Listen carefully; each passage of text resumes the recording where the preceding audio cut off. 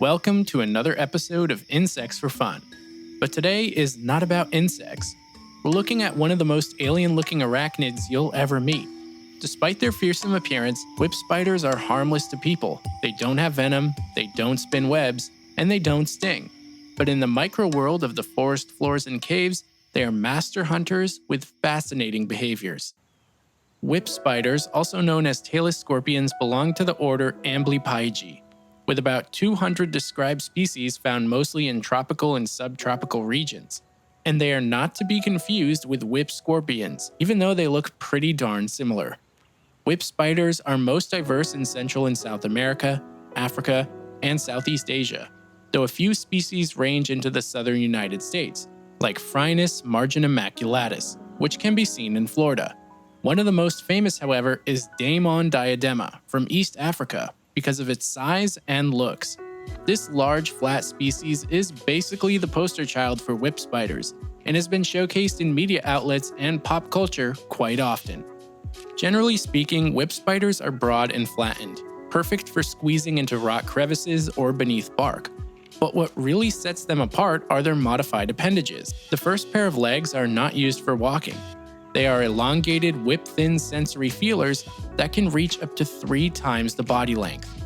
In the darkness of a cave or forest floor, these antenniform legs sweep the environment, probing surfaces, detecting air currents, and even touching other whip spiders in what looks like a form of tactile communication. Scientists have shown that these legs are covered in sensory hairs and organs, giving whip spiders an extraordinary perception of their surroundings. The real weapons, however, are the pedipalps. These are the enlarged, spiny arms at the front of the body, looking almost like mantis forelegs. When prey, usually crickets, cockroaches, or other small invertebrates, wanders too close, the whip spider strikes lightning fast, snapping its pedipalp shut like a bear trap. The spines prevent escape, and the prey is pulled toward the small but efficient mouthparts. You'd think these spiders would pack venom too, but unlike most, they rely solely on their powerful bite and digestive enzymes to break down food. Although technically, these arachnids aren't actually true spiders at all, and are more like something in between that and a scorpion. Whip spiders are mostly nocturnal, spending the day hidden in cracks, caves, or under logs, and emerging at night to hunt. Some species show surprising behaviors to help them navigate. One such example is the species Phrynis mexicanus.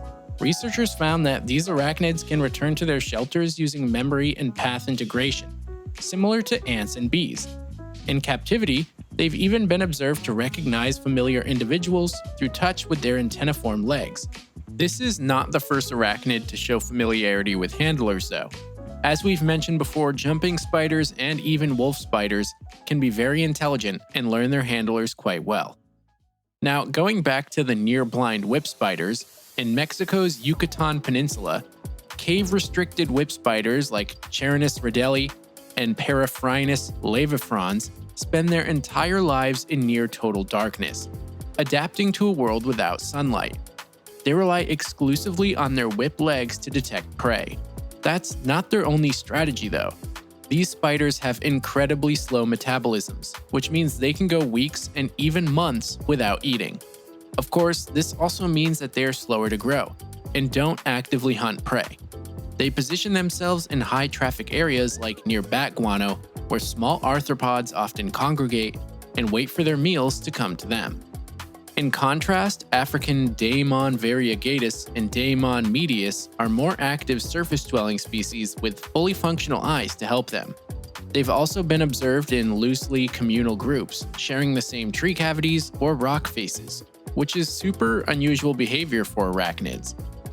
When it comes to reproduction, whip spiders usually partake in a courtship that involves a ritualized dance. The male gently taps and strokes the female with his long sensory legs, calming her before attempting to mate.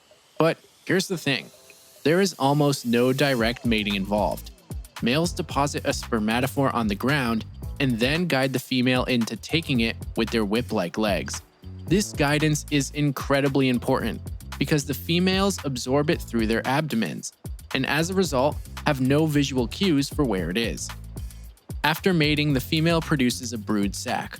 a leathery pouch attached to the underside of her abdomen. Inside, she deposits between 10 and 60 eggs, depending on the species, of course. These eggs develop slowly, often taking several months to mature, with the exact timing depending on temperature and humidity. Like scorpions and true spiders, whip spiders are doting mothers. The female carries her eggs, and when the young hatch, they climb onto her back, clinging there until the first molt, which can take anywhere from 10 to 20 days. During this period, the young are completely dependent. They cannot hunt, feed, or defend themselves. If they fall off, they almost certainly die. The mother, in turn, is unusually protective for an arachnid. She may refuse to leave shelter or feed until the young have molted and dispersed. Some researchers studying Daemon diadema and Paraphrinus mexicanus found that mothers occasionally tap or push their offspring with their whip-like antenniform legs, possibly a way of reassuring them or encouraging them to cling tightly. And in at least a few observations, juveniles seem to recognize their mothers later in life, a rare and intriguing suggestion of social memory in arachnids. And speaking of juveniles, whip spiders undergo 6 to 8 molts before reaching maturity. Depending on the species, this process can take 2 to 3 years. Unlike insects, they never undergo complete metamorphosis. Instead, each molt is just a bigger, better equipped version of the last. Adult whip spiders continue molting occasionally even after sexual maturity, which is rare among arachnids, and their total lifespan can be surprisingly long, like 5 to 7 years.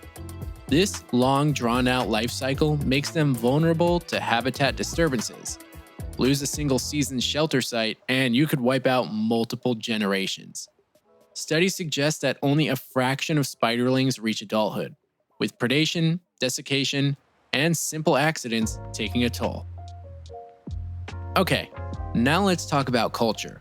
Whip spiders often inspire fear because of their alien looks, their flat crab-like body, extended feelers, and spiny claws. In pop culture, you might have seen them in Harry Potter and the Goblet of Fire, where Professor Moody uses one in a classroom demonstration. But they neither sting nor bite humans, and their main defense is simply running away or flattening themselves against rock faces. In parts of Africa, locals even tolerate daemon whip spiders inside homes, where they act as natural pest controllers by eating roaches and other insects, which leads us to their importance as a mid-level predator in tropical ecosystems. They keep populations of insects and other small invertebrates in check, and because they are sensitive to disturbance, their presence can signal a healthy, intact habitat, especially in caves where species are often highly localized and vulnerable to human impacts. So next time you see a whip spider, whether in the wild, a terrarium, or on the movie screen, remember that you're looking at one of the most remarkable arachnids on Earth.